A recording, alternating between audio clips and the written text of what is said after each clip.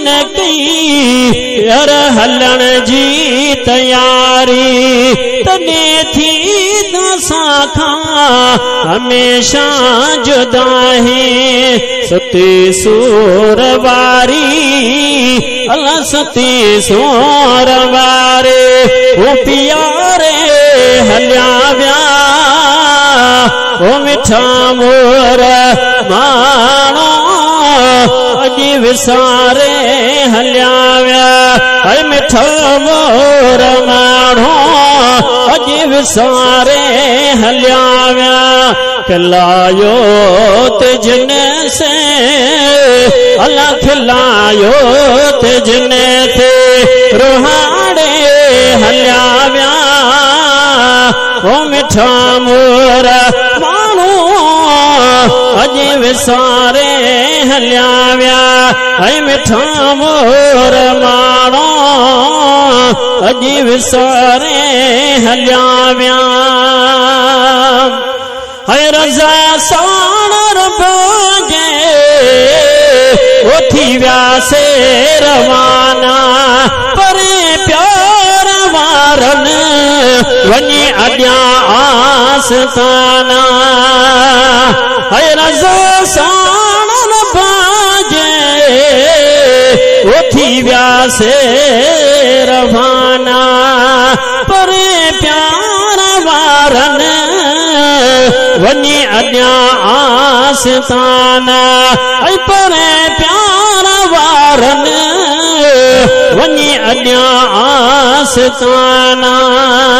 निमाड़ी नज़र सां अल्लाह निमाड़ी नज़र सां निहारे हल्या व्या ओ मिठा मोर मानो अजी विसारे हल्या व्या ऐ मिठा मोर मानो अजी विसारे हल्या व्या खिलायो तिजन से अल्लाह खिलायो तिजन से रुहाड़े हल्या व्या ओ मिठा मोर मानो अजी विसारे हल्या व्या है जैसी हयाती ओ पया याद ईंदा उन्हनि जो वफ़ा किसा गण याद पिया ईंदा मिठा मोर जानी है मिठा मोर जानी है मुखे मारे हल्या व्या ओ मिठा मोर मानो अजी विसारे हल्या व्या खिलायो तिजन से अल्लाह खिलायो तिजन से रुहाड़े हल्या व्या ओ मिठा मोर मानो अजी विसारे हल्या व्या ऐ मिठा मोर मानो अजी विसारे हल्या व्या ऐ मोहम्मद खान मंज़िल वो तने पंहिंजी माणे ॿुधायां छमारो ही यार उन्हनि जी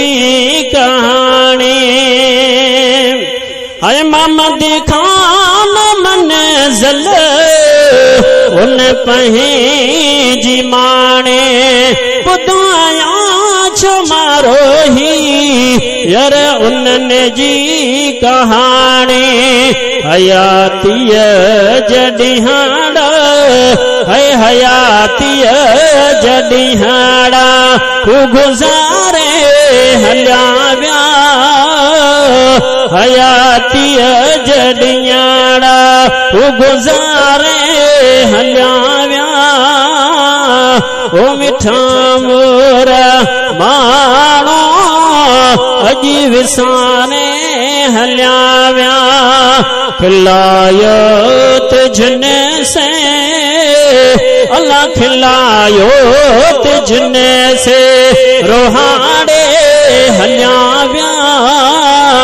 ओ मिठा मोर मानो